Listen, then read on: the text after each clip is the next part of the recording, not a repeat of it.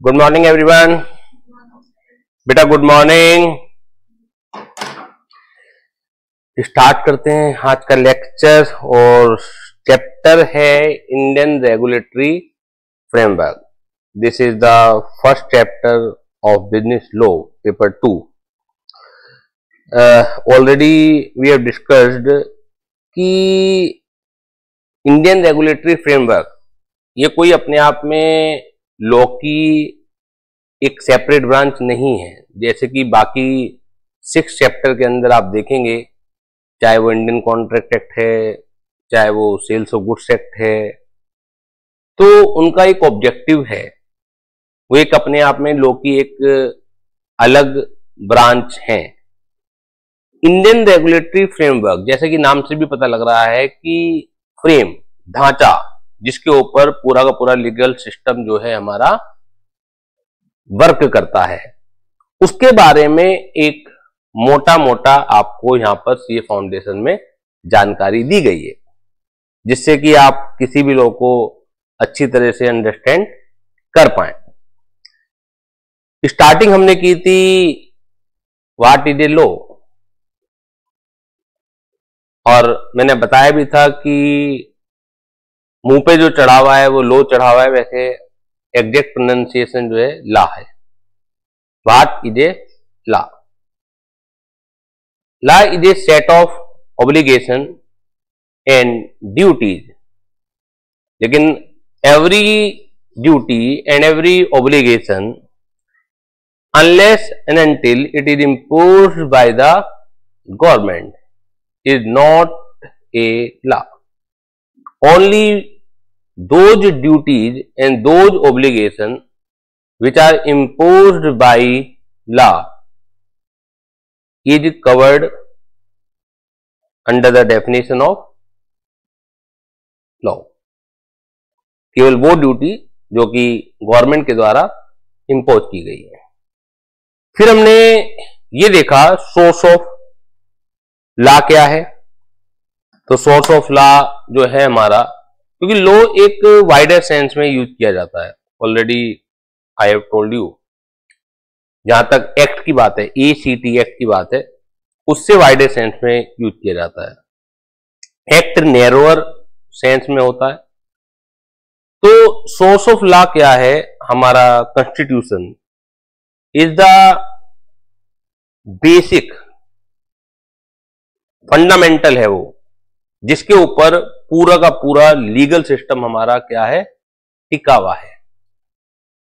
जो संविधान है, ऑल्दो संविधान हमें पढ़ाया नहीं जाता है, मतलब मुझे पर्सनली लगता है कि पढ़ाया जाना चाहिए, बहुत बड़ा है भी नहीं, लेकिन उससे फंडामेंटल चीजों के बारे में जो कि every citizen of India is supposed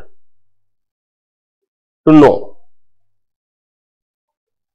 हर एक भारतीय नागरिक को अपने संविधान के बारे में जानकारी होनी चाहिए। उससे उसके फंडामेंटल राइट, फंडामेंटल ड्यूटीज, कई बार हमें अपने फंडामेंटल राइट नहीं पता होते हैं, तो हम अनजस्टिस का सामना रोजमर्रा की जिंदगी में करते हैं, क्योंकि हमें अपने संवैधानिक राइट नहीं मालूम होते हैं। खैर, नहीं है हमारी स्टडी का प्लानर में, तो मैं कुछ कर नहीं सकता। तो हम बात कर रहे हैं सोर्स ऑफ लॉ, कॉन्स्टिट्यूशन है, स्टैट्यूट और law made by the parliament और स्टेट असेंबली। अलग अलग जो लॉ बने हुए हैं, पार्लियामेंट यानी कि संसद, स्टेट असेंबली यानी कि विधानमंडल, जो स्टेट गवर्नमेंट होती है। इसके अलावा जो सोर्स में आती हैं बातें, कस्टम और यूसेज भी बहुत इंपॉर्टेंट रोल अदा करता है, क्योंकि हमारा जो कंट्री है बड़ा डाइवर्सिफाइड है, अलग अलग धर्मों को, अलग अलग संप्रदायों को मानने वाले लोग रहते हैं। सबकी अपनी एक विचारधारा है। एक धर्म में कोई चीज पूजा के योग्य है, दूसरे धर्म में हो सकता है वो चीज उसे धर्म के खिलाफ माना जाता हो। मान्यता है, लोग विश्वास करते हैं,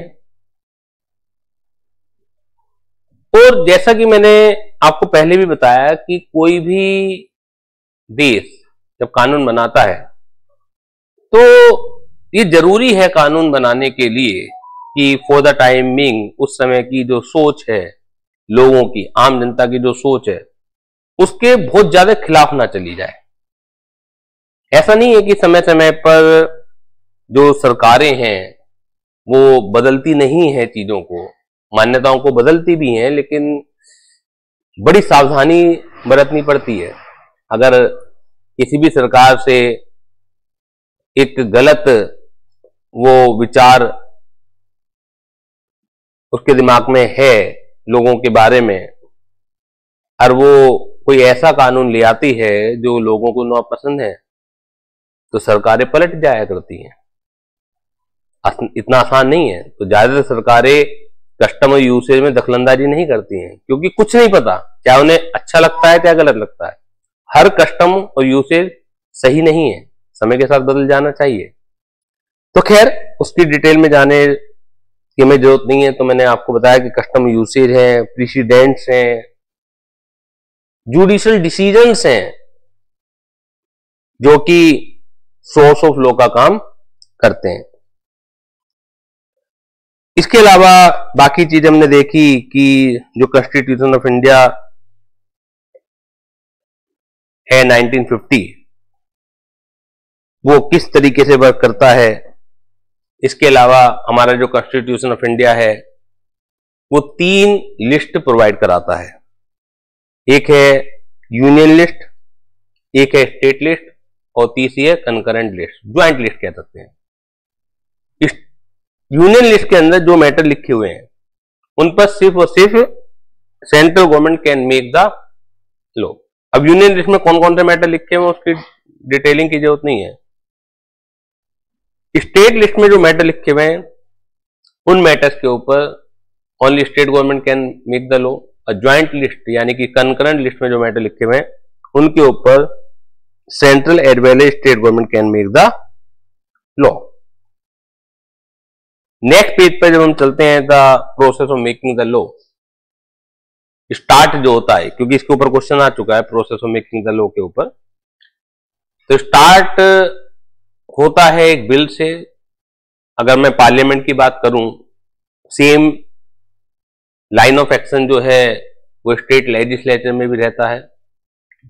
बिल एक प्रपोजल होता है गवर्नमेंट का कि वो क्या करना चाहती है, वो प्रस्ताव रखती है रिप्रेजेंटेटिव के सामने। रिप्रेजेंटेटिव में क्यों कह रहा हूं, क्योंकि जो सांसद है वहां पर वो हमारे द्वारा चुने गए हैं, तो हमारे रिप्रेजेंटेटिव हो गए। तो रिप्रेजेंटेटिव के सामने कुछ प्रस्ताव रखती है, उस प्रस्ताव के ऊपर पूरी चर्चा होती है, डिस्कशन होता है, डिबेट होती है, और उसके बाद उस पर वोटिंग कराई जाती है।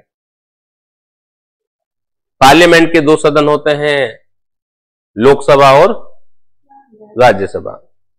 पहले बिल को लोकसभा में रखा जाता है, वहां वोटिंग कराई जाती है। अगर वो मोशन पास हो जाता है, मोशन से मतलब यहां पर क्या है, जो प्रस्ताव रखा है हमने, मैं अलग अलग टर्मोलॉजी इसलिए यूज कर रहा हूं जिससे आप भी अवेयर हो जाएं। नहीं तो पेपर में कोई टर्मोलॉजी आ गई और आप उससे अवेयर नहीं है तो क्वेश्चन को अंडरस्टैंड करने में दिक्कत आती है ना। तो मोशन अगर पास हो जाता है सिंपल मेजोरिटी से, फिर उसे राज्यसभा ले जाया जाता है और राज्यसभा से भी पास हो जाता है सिंपल मेजोरिटी से, तो उसे राष्ट्रपति के पास भेजा जाता है साइन के लिए। और राष्ट्रपति जब उस पर सिग्नेचर कर देते हैं तो वो फिर नोटिफाई किया जाता है ऑफिशियल गैजेट ऑफ इंडिया के अंदर, उसे वहां लिखा जाता है। और afterward that bill becomes the act. तो एक्ट और लॉ में, एक्ट और बिल में अंतर समझ में आता है आपके।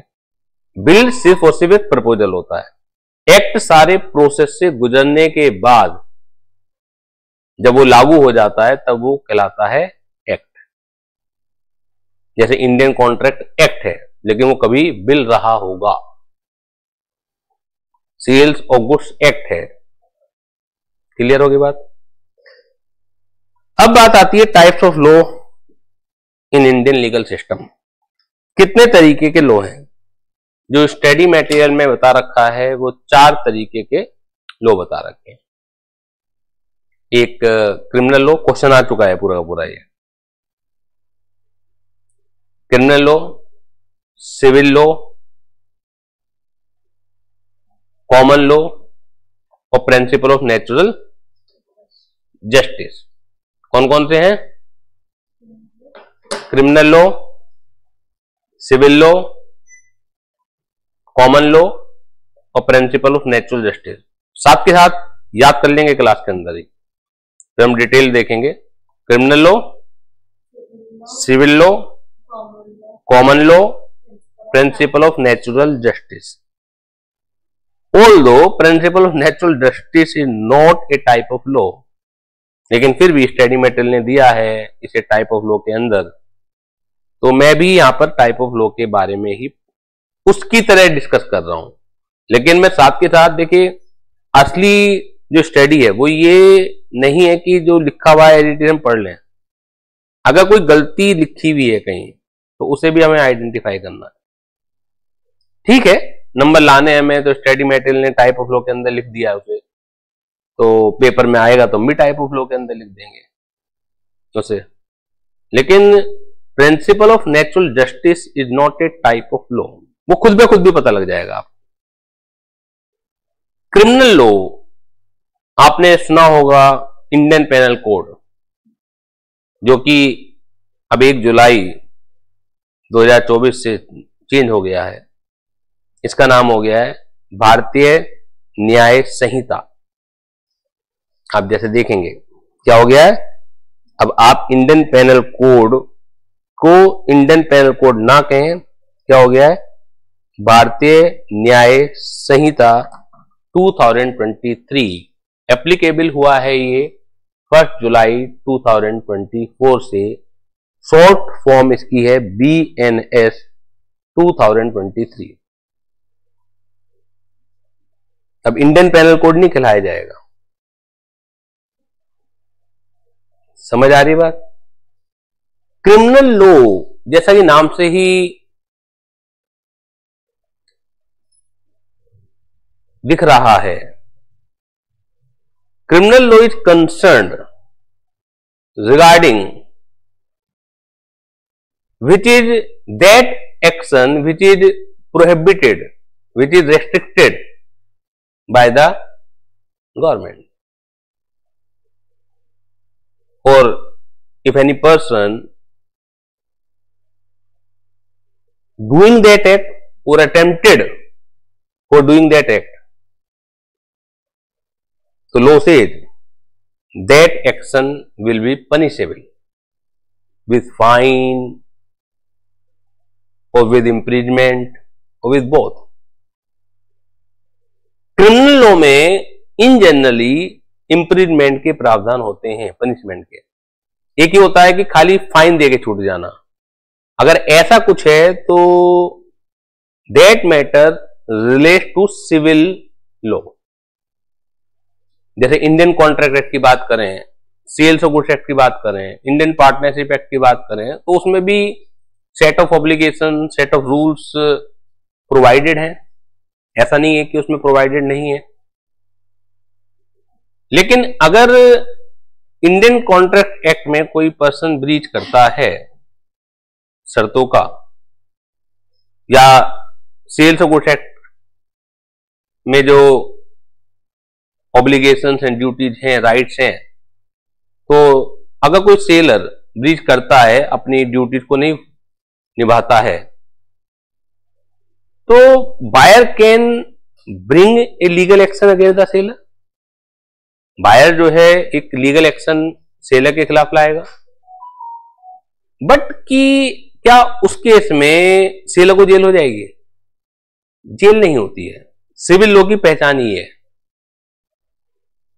फाइन होगा, डैमेज देनी पड़ेगी, लेकिन सिविल लॉ में क्या होता है, जेल नहीं होती, इम्प्रिजमेंट नहीं होता।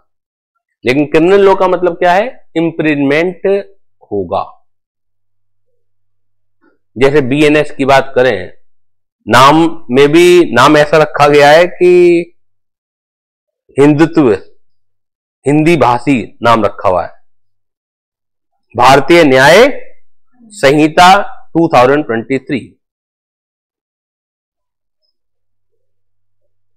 अब हम बीएनएस की बात करते हैं तो attempting for committing suicide is an offence. अगर आप सुसाइड करने की कोशिश करते हैं तो it is an offence, punishment मिलेगा आपको, जेल हो जाएगी। किसी का मर्डर करते हैं या अटेम्प्ट करते हैं मर्डर करना, तो वो भी क्या है, क्रिमिनल ऑफेंस है, सजा का प्रावधान है, इम्प्रिजमेंट का प्रावधान है उसके अंदर, और बतेरे क्राइम है। अगर कोई पर्सन मेल फीमेल के साथ छेड़खानी करता है तो it is also a crime. वैसे तो हमारा संविधान ये कहता है प्रिंसिपल ऑफ इक्वलिटी, लेकिन बतेरी जगह हम देखते हैं कि ये प्रिंसिपल जो है लागू होता ही नहीं है। प्रिंसिपल ऑफ इक्वलिटी यानी कि समानता का सिद्धांत, कोई भेदभाव नहीं है। लेकिन जिस समय कानून बना, क्योंकि भारतीय न्याय संहिता भी 99% इंडियन पेनल कोड का कट कॉपी ही है। क्या है? कट कॉपी है। इंडियन पेनल कोड बना था हमारा ब्रिटिश रूलिंग में 1860 में, वही चल रहा था अभी तक। थोड़े से मेजर अमेंडमेंट लाने थे, लेकिन अमेंडमेंट का मतलब ये नहीं होता कि पूरा ऑल टुगेदर आपने A to Z चेंज कर दिया। जैसे ताश खेलते वक्त, कार्ड गेम खेलते वक्त ताश के पत्ते फेंटे जाते हैं, बदले नहीं जाते, वो ही रहते हैं। सेक्शन इधर से उधर कर दिए, मेन वही चीज है बस। तो मैं बात कर रहा था कि हमारा कॉन्स्टिट्यूशन प्रिंसिपल ऑफ इक्विटी की बात करता है, और मैंने अभी आपको एक भारतीय न्याय संहिता ही मैं बोलूंगा अब, कि अगर कोई लड़का लड़की के साथ छेड़खानी करता है, केवल नॉलेज चेक के लिए बता रहा हूं जिससे आपको जानकारी हो जाए, तो दैट इज ए क्राइम, उसकी शिकायत हो जाएगी। लेकिन अगर कोई लड़की लड़के के साथ छेड़खानी करती है तो it is not a crime, defined ही नहीं है। क्योंकि जिस समय लॉ बना उस समय ये सोचा ही नहीं गया कि ऐसा भी हो सकता है। यही एक मानसिकता थी लॉ मेकर्स की, बनाने वालों की, कि लड़का ही लड़की के साथ छेड़खानी कर सकता है, लड़की कभी छेड़खानी नहीं कर सकती। और बहुत सारे अजीब अजीब से प्रावधान हैं, मैं सारे के सारे तो डिस्कस यहां नहीं कर सकता, क्योंकि ना ही वो हमारा करिकुलम का पार्ट है कि मैं आपको बीएनएस पढ़ाऊं, उसकी डिटेल में जाऊं। लेकिन ये जो एग्जाम्पल दे रहा हूं मैं आपको, कि वो इसलिए भी दे रहा हूं कि एक इंटरेस्ट भी आपका बने, कि वास्तव में लॉ एक बहुत इंटरेस्टिंग फील्ड है, इजी नहीं है। एक वकील ऐसे भी मिल जाएंगे डिग्री लेने के बाद जो 5,000 रुपये महीने के लिए भी तरसते हैं कमाने के लिए, और एक ऐसे भी वकील मिल जाएंगे आपको जिनकी एक एक सेकंड की कीमत ही 1-1 लाख रुपए, 1-1 करोड़ रुपए है। आप उनसे केस कराएं ना कराएं, अगर आप उनसे राय भी लेने पहुंच गए और 5 मिनट बात कर ली आपने, तो हो सकता है आपके 50 लाख 1 करोड़ रुपए ढीले हो गए। वो भी वकील हैं, और वो भी वकील हैं जिन्हें देख के आपको ऐसा एहसास होता होगा कुछ भी कर लेंगे लेकिन वकालत नहीं करेंगे, उनके फटे हाल देखते हुए। तो सारा का सारा केस इस बात का है कि नॉलेज कितनी है आप में। अदरवाइज तो LLB की डिग्री रट के मिल ही जाती है, मॉडल पेपर पढ़िए, कुछ क्वेश्चन रटिए, मिल ही जाएगी आप। लेकिन उससे आप कमा पाए ऐसा जरूरी नहीं है। कमाने के लिए तो आपको टेक्निकल होना पड़ेगा। तो जितने भी बड़े केस होते हैं, सेलिब्रिटीज के केस, नेताओं के केस होते हैं, वो सब बहुत बढ़िया वकीलों के पास जाते हैं। सलमान खान की जमानत जब हुई थी, या शाहरुख खान के बेटे की भी जमानत जब हुई थी, तो कई सारे वकीलों के पैनल बदले गए, मालूम होगा आपको। एकदम थोड़ी जमानत हो गई थी शाहरुख खान के बेटे की।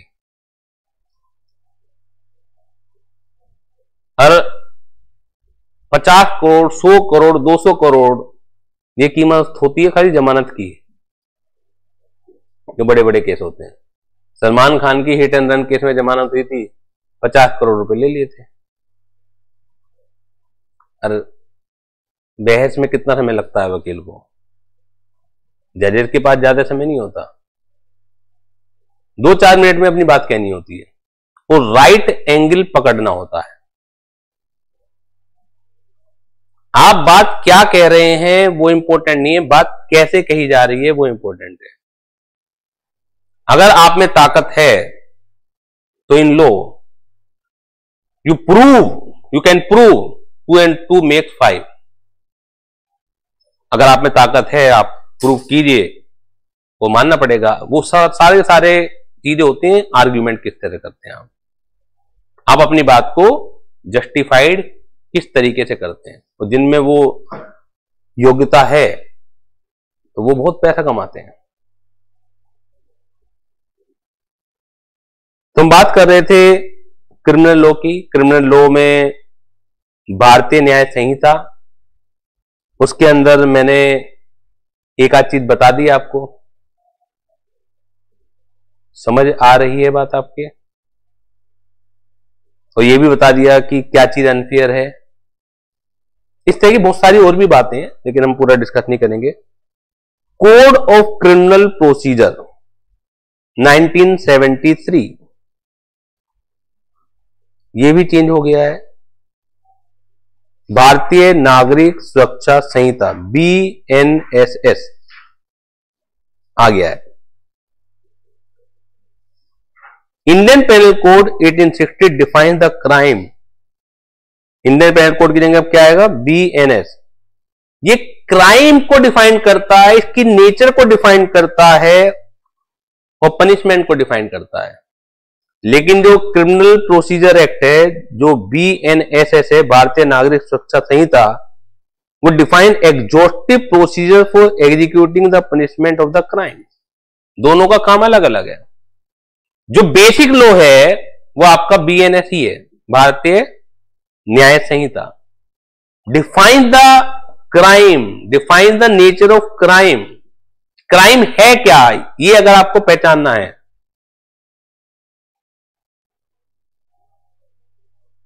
आपने कई सारी मूवीज के दौरान देखा होगा, या वैसे भी मालूम होगा कि एक लड़का लड़की का पीछा कर रहा है।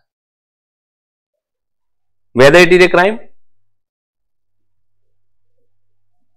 Whether it is a crime और नॉट, टेल मी। तो लगता है आपको कि क्राइम है, गलत काम है, but it is not a crime. It is not defined under BNS ना। इंडियन पेनल कोड में डिफाइंड था, और जो अभी इन्होंने सुधारी हैं चीजें, कुछ चीजें तो सुधारी हैं, ऐसा भी नहीं है कि सारी की सारी एज इट इज रखी हैं, तो ना नए में डिफाइंड है। सपोज कीजिए कि लड़की के पेरेंट्स कुछ पावरफुल लोग हैं, वो पुलिस डिपार्टमेंट में शिकायत भी करते हैं, तो डिपार्टमेंट गलत तरीके से तो फंसा सकता है लड़के को, लेकिन खाली ये कहते हुए कि जी लड़का पीछा कर रहा है, कोर्ट में ले जाओ, it is not a crime. वो ऑल्दो हो सकता है सामाजिक तौर पर दिक्कत हो, सामाजिक तौर पर गलत बात मानी जाती हो, और लड़की को या लड़की के परिवार वालों को दिक्कतों का सामना झेलना पड़ सकता है सोशली लेवल पर। लेकिन क्या करें, ये क्राइम ही नहीं है, डिफाइंड ही नहीं है। अब लड़का है, लड़की घर के सामने आके खड़ा हो जाता है, घूरता रहता है, घर से लड़की का निकलना मुश्किल हो जाता है। मोहल्ले वाले भी देखते हैं भैया 2-4 लड़के खड़े हो जाते हैं लड़की घर के सामने, तो बड़ा अपमान सी बात लगती है। लेकिन ये क्राइम नहीं है, कहीं खड़ा होना क्या क्राइम है? हाँ, छेड़छाड़ करना फिर वो अलग बात आ जाती है। तो जो भारतीय न्याय संहिता है वो क्राइम को डिफाइन करता है, उसकी नेचर को। ये जो मैंने बताई हैं बातें आपको कि नेचर किस तरह की है, तो उसके पनिशमेंट को डिफाइन करता है। लेकिन जो प्रोसीजरल पार्ट है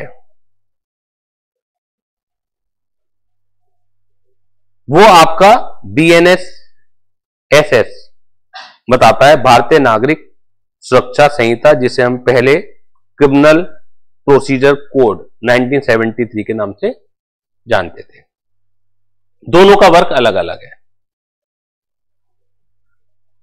जैसे कुछ एग्जाम्पल क्रिमिनल लॉ में दिए हुए, मर्डर है, रेप है, थेफ्ट है, फ्रॉड है, चीटिंग एंड असॉल्ट है, are some example of criminal offences under the law. ये भी समझ लीजिए जैसे फ्रॉड है, यहां पर क्रिमिनल लॉ में फ्रॉड अलग डिफाइंड है, और जब आप सिविल लॉ के अंदर पढ़ेंगे, सिविल लॉ में भी इंडियन कॉन्ट्रैक्ट एक्ट के अंदर पढ़ेंगे, वो फ्रॉड अलग है। अगर बीएनएस वाला फ्रॉड है तो पनिशमेंट जो है वो क्रिमिनल नेचर का होगा, इंप्रिजमेंट तक जा सकती है बात। और अगर इंडियन कॉन्ट्रैक्ट एक्ट वाला फ्रॉड है तो उसमें कभी इंप्रिजमेंट तक नहीं जाएगी बात, उसमें डैमेज देके, फाइन देके आप छोड़ दी जाएंगे। तो ये कैसे अंतर पता लग रहा है? क्योंकि वहां फ्रॉड अलग तरीके से डिफाइंड है और यहां फ्रॉड अलग तरीके से डिफाइंड है। तो डेफिनेट मीन वही होता है लॉ में। कई बार हम देखते हैं कि किसी भी केस को ट्रायल करते करते 10 साल 20 साल गुजर जाते हैं, क्योंकि प्रैक्टिकल लाइफ में आइडेंटिफिकेशन इजी नहीं होता है।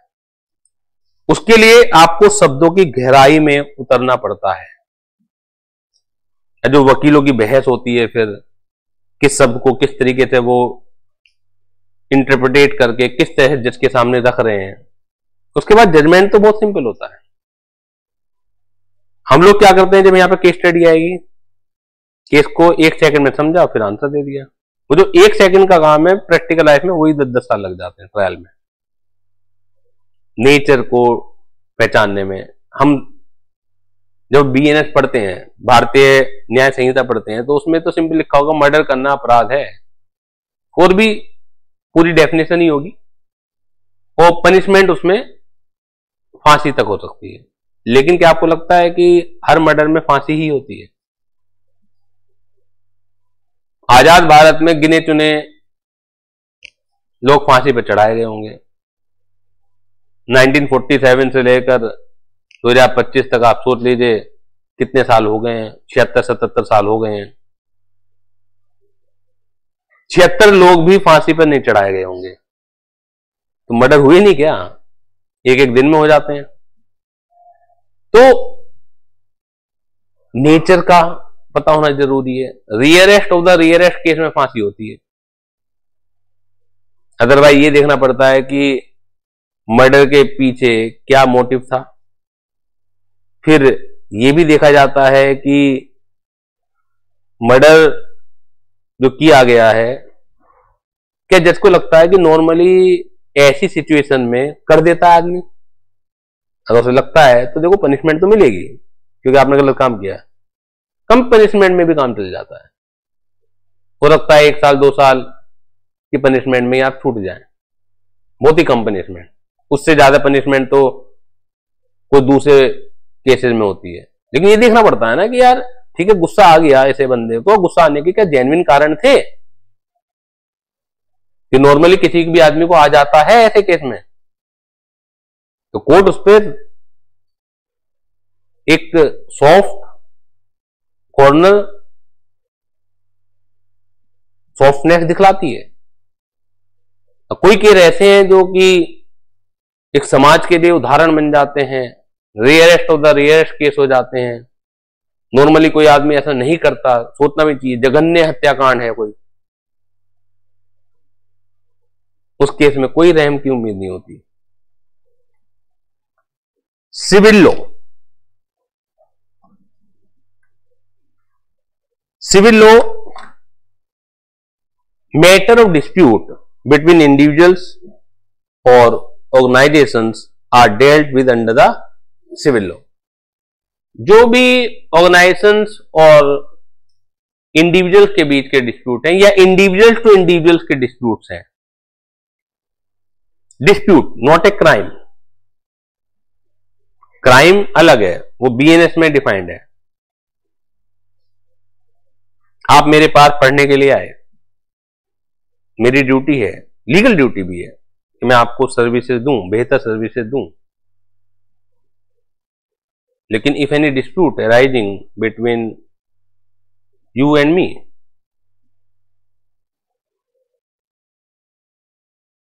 तो क्या मैंने कोई क्राइम कर दिया? क्या मुझे इसके लिए जेल हो जाएगी? Answer is no. ये डिस्प्यूट है, आपके अकॉर्डिंगली आप जो मेरे से डिमांड कर रहे हैं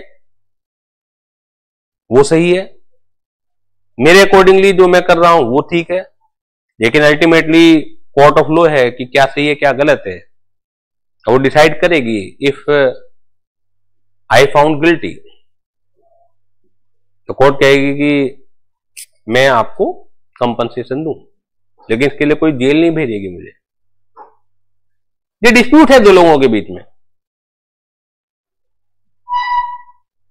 getting this point? Civil court enforce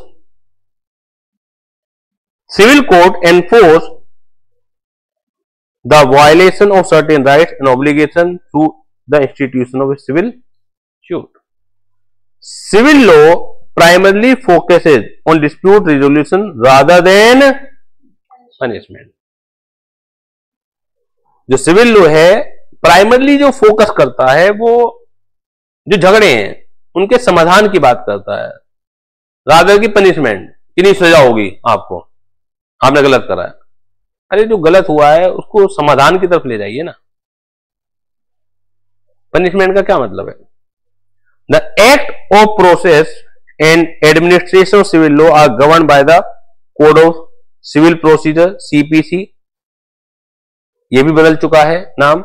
civil law can be further classified into the law of contract, family law, property law and law of tort. मतलब ये फिर सिविल लॉ की ब्रांचेस हो जाती हैं। इंडियन कॉन्ट्रैक्ट एक्ट, आप वही नाम लिखिए जो आपके कोर्स में है। फिर इंडियन कॉन्ट्रैक्ट एक्ट हो गया, सेल्स ऑफ गुड्स एक्ट हो गया, इंडियन पार्टनरशिप एक्ट हो गया, ये सब सिविल लॉ है। इवन बहुत सारी जगह कंपनी एक्ट भी हो गया, लेकिन उन सेक्शन में जहां कंपनी एक्ट में पनिशमेंट की बात आ जाती है तो वो फिर एक क्रिमिनल नेचर का बन जाता है। नेगो सिविल इंस्ट्रूमेंट एक्ट भी आपके सिलेबस का पार्ट है, तो वो भी ज्यादातर सिविल ही है, लेकिन एक आध सेक्शन है जहां पर वो क्रिमिनल नेचर की बात आ जाती है। सेक्शन 138 है, बाउंसिंग ऑफ चेक, वहां पनिशमेंट भी हो जाती है 2 साल की। तो जहां पनिशमेंट है वो एक क्रिमिनल नेचर में चली जाती है। जहां आपका डिस्प्यूट रिजोल्यूशन है और डैमेज कंपनसेशन देके आपका पीछा छूट सकता है, तो वो चीज जाती है आपकी सिविल लॉ के अंदर। क्लियर है?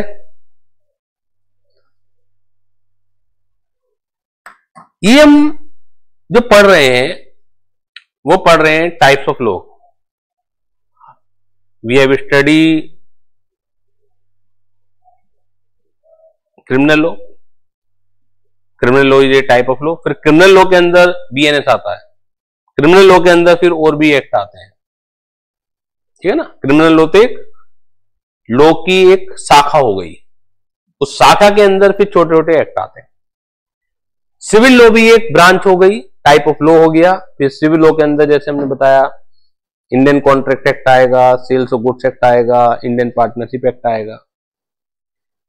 अभी जो कॉमन लॉ है प्रिंसिपल ऑफ नेचुरल जस्टिस, सबसे पहले प्रिंसिपल ऑफ नेचुरल जस्टिस में आपको सामने डिस्कस कर रहा हूं। Actually it is not a type of law, it is a principle, and that this principle is supposed to be used in each and every situation जिसमें ये apply हो सकता है। और ये प्रिंसिपल ये कहता है, प्रिंसिपल ऑफ नेचुरल जस्टिस, ये प्रिंसिपल ये कहता है कि अगर कोई भी सरकार, कोई भी ऑफिशियल, कोई भी government department wants to take an action against someone, कोई भी एक्शन लेना चाहते हैं आप किसी के भी खिलाफ, तो that person must be given an opportunity of being heard. This is called the principal of natural justice, जो कि प्रिंसिपल है हमारा कॉन्स्टिट्यूशन का, चाहे कहीं लिखी हुई है बात या नहीं लिखी हुई। मतलब जो कॉन्स्टिट्यूशन का प्रिंसिपल है, प्रिंसिपल ऑफ नेचुरल जस्टिस, ये हर जगह इनकॉर्पोरेट हो। वैसे ध्यान रखा गया है कि जहां जहां पे भी गवर्नमेंट के एक्शन है किसी सेक्शन में कि गवर्नमेंट ये कर सकती है, ये ऐसा हो सकता है, तो वहां लिख दिया गया है कि before taking an action other person must be given an opportunity of being heard. उसे अपनी सफाई में बात रखने का अधिकार होना चाहिए। इस तरह की अवधारणा को कहा जाता है प्रिंसिपल ऑफ नेचुरल जस्टिस। बात समझ में आ रही है? तो ये टाइप ऑफ लॉ है ही नहीं,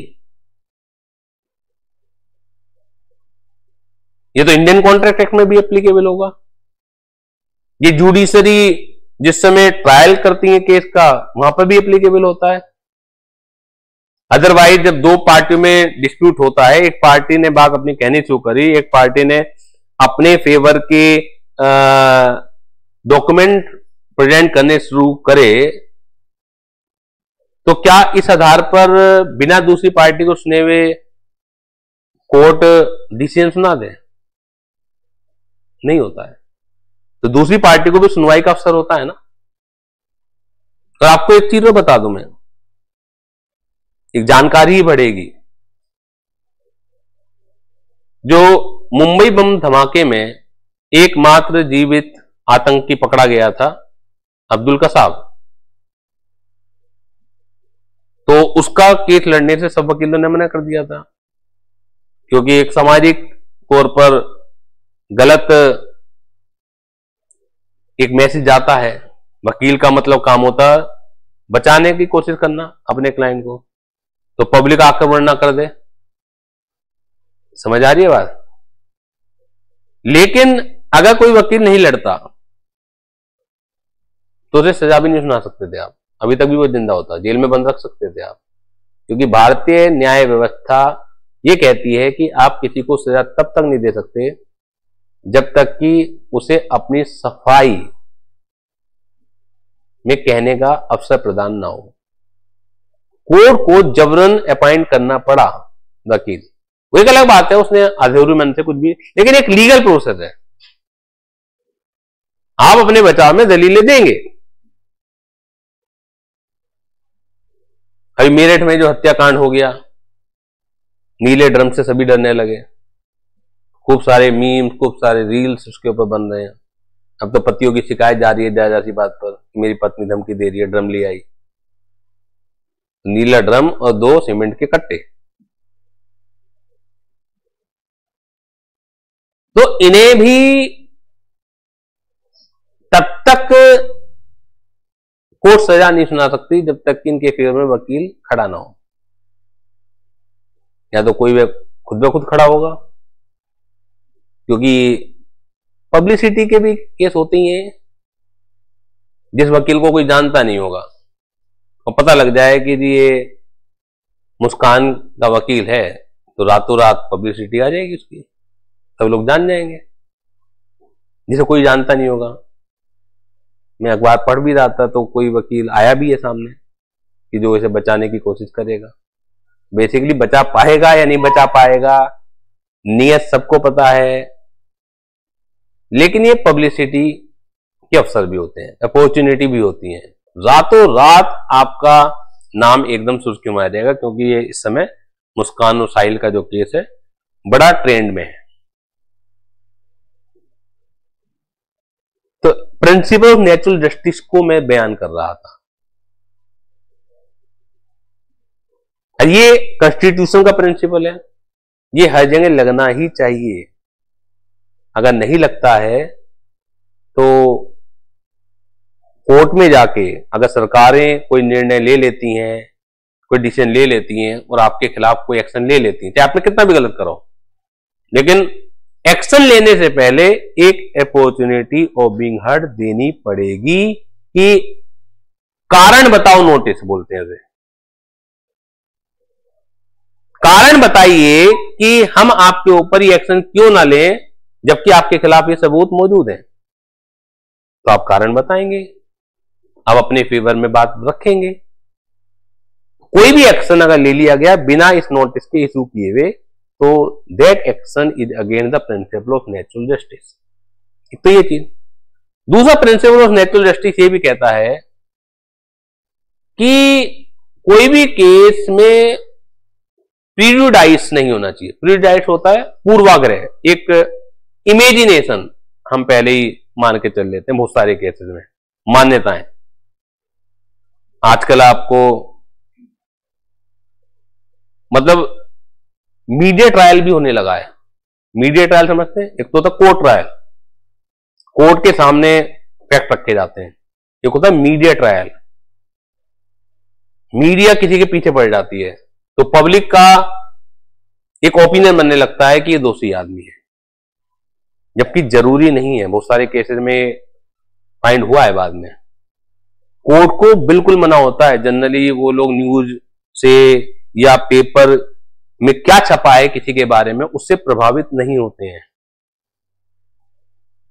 मना होता है उन्हें, क्योंकि फिर आप उस केस में जस्टिफाइड डिसीजन नहीं दे सकते। आपका मन पहले से ही किसी के खिलाफ बन चुका है और किसी के फेवर में बन चुका है। मैं सही या गलत में नहीं जानना चाहता, लेकिन मुस्कान और साहिल भी एक मीडिया ट्रायल ही है। एक आम जनता का जो मन बन चुका है ये लोग दोषी हैं। This is called media trial. ये मैं इसलिए समझा रहा हूं अंडरस्टैंडिंग ऑफ लॉ के लिए। इसका कोर्ट ट्रायल से मतलब नहीं है। कोर्ट अगर ये सोच ले ट्रायल से पहले कि यार ये तो दोषी हैं, वो तो बेकार ही है। फिर ट्रायल वो जो चलेगा 5 साल 10 साल चलेगा तो बेकार ही हो गया। अब तो खैर नहीं चलना इतना, क्योंकि जो BNS आया है, आपका BNSS आया है, तो उसमें समय सीमा निर्धारित कर दी गई है कि आपको ट्रायल इतने समय में निपटाना है, इतने समय में डिसीजन देना है। तो ये एक बहुत ऐतिहासिक उपलब्धि है और ऐतिहासिक क्षण भी है कि जो हमारे केस बहुत लंबे लंबे समय तक ट्रायल, मतलब आप यकीन नहीं मानेंगे 10-10 साल 20-20 साल ट्रायल चल जाते थे। और ऐसे केस भी देखे गए हैं जिनके खिलाफ ट्रायल चल रहा है, उसे ऊपर वाले ने उठा लिया, इमरान ने बुला लिया, वो ट्रायल ही खत्म नहीं हो रही है, जेल तो तब जाएगा वो। जैसे यमराज ने बुला लिया तो वो तो फिर उस केस से वैसे ही बरी हो जाता है, क्योंकि समय सीमा की पाबंदी नहीं थी पुराने कानून के अंदर। अब समय पाबंद कर दिया गया है बहुत सारे केसेस में कि इतने समय के अंदर ट्रायल हर हालत में खत्म करना है, इतने समय के अंदर डिसीजन आपको देना ही देना है। मैं बता रहा हूं प्रिंसिपल ऑफ नेचुरल जस्टिस। तो एक तो हो गया अपॉर्चुनिटी ऑफ बीइंग हर्ड। दूसरा, कोई भी आदमी खुद अपने ही केस में जज नहीं हो सकता। कोई भी व्यक्ति खुद अपने केस में जज नहीं हो सकता है। यानी आप ही के खिलाफ कंप्लेन है और आप ही उसमें ये तय करने की भूमिका में खड़े हैं कि हु इज राइट और हु इज रॉन्ग। क्योंकि अगर एक आदमी अपने ही केस में जज है, जज का मतलब यहां पे ये नहीं है कि वो जज की कुर्सी पे बैठा हो, ये मतलब नहीं है। मतलब ये है कि ऐसी सिचुएशन पैदा नहीं होनी चाहिए कि एक आदमी अपने खुद के केस में ही पैरवी कर रहा है, अलाउड नहीं है। वो प्रिंसिपल ऑफ नेचुरल जस्टिस के खिलाफ है। तो अलग से भी लिखने के लिए आ सकता है। अभी तक तो पूरा का पूरा ही आया है टाइप्स ऑफ लॉ को डिफाइन करने के लिए, ये अलग से भी आ सकता है। Natural justice often known as just natural deal with certain fundamental principle of justice going beyond written law. यानी कि जो लिखा हुआ है उससे बियॉन्ड जाके हमें फंडामेंटल राइट्स के बारे में बात करनी है। ऐसा नहीं कि हर चीज लिखी हुई ही है। संविधान कहता है कुछ बेसिक चीजें बताता है, चाहे लिखा हुआ है या फिर नहीं है। जैसे मैंने बताया कि कोई भी एक्शन डिपार्टमेंट को किसी के खिलाफ लेना है तो अपॉर्चुनिटी बिंग हर देनी पड़ेगी, एक प्रोसीजरल पार्ट है। बहुत सारे एक्ट हम पढ़ेंगे, फाउंडेशन में तो इतना ज्यादा पता नहीं लगता, जब हम लोग इंटरमीडिएट की बात करेंगे, इंटरमीडिएट में हम मिलेंगे तो आप देखेंगे कि प्रोसीजरल पार्ट में आएगा कि इस एक्शन से पहले अपॉर्चुनिटी बिंग हर देनी है। माना किसी एक्शन में लिखना भूल गए तो भी देनी ही है। सही, यहां तो लिखा हुआ नहीं है, तो ये तो कह रहे हैं कि लिखा हुआ है या नहीं है। ये एक कॉन्स्टिट्यूशनल राइट है। अब कोई भी एक्ट कॉन्स्टिट्यूशन को ओवरराइड नहीं कर सकता। ये कुछ फंडामेंटल प्रिंसिपल हैं आपके। लॉ को पढ़ने का एक ही तरीका नहीं है।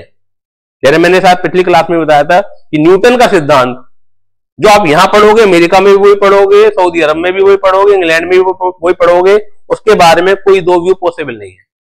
लेकिन लॉ एक ऐसी ब्रांच है कि जिसमें एक प्रिंसिपल नहीं है। इसलिए हमेशा आपको अपना जो माइंड है बड़ा ओपन रखना पड़ेगा। आजकल चैट जीपीटी का दौर है। किसी लीगल ओपिनियन पे जाएं आप, उस पर साफ साफ वार्निंग दे देगा। कोई भी लीगल इशू लो साफ साफ वार्निंग दे देगा। पहले पर तो लो मत, अगर लो तो इसके ऊपर ज्यादा विश्वास मत कीजिएगा। उसका कारण क्या है कि उसके ऊपर कोई क्योंकि सॉफ्टवेयर भी जो इजाद करोगे आप, वो सॉफ्टवेयर ही तो है बेसिकली। वो एक बेसिक प्रिंसिपल पे वर्क कर सकता है। जहां आपको सोचने समझने की शक्ति है वो ऊपर वाले ने केवल इंसानों को ही दी है। एक अलग बात है, आने वाले समय में हो सकता है कि वो इतना परफेक्ट बना लें, लेकिन फिर भी अभी भी लॉ की जो ब्रांच है उसके बारे में चैट जीपीटी या जो भी एआई सॉफ्टवेयर है वो वर्क नहीं कर पाते हैं अच्छी तरीके से। तो हम बचे हुए हैं, लीगल ब्रांच बची हुई है। नेमो जुडेक्स इन कोसा सुआ, सही क्या है ये याद करना पड़ेगा। क्या? बिल्कुल बेटा, इसका भारतीय अंग्रेजी में जो मतलब है, literally meaning no one should be made a जज in his own case and it's a rule against prejudice. Nemo judex in causa sua, ये भी याद कर लीजिएगा।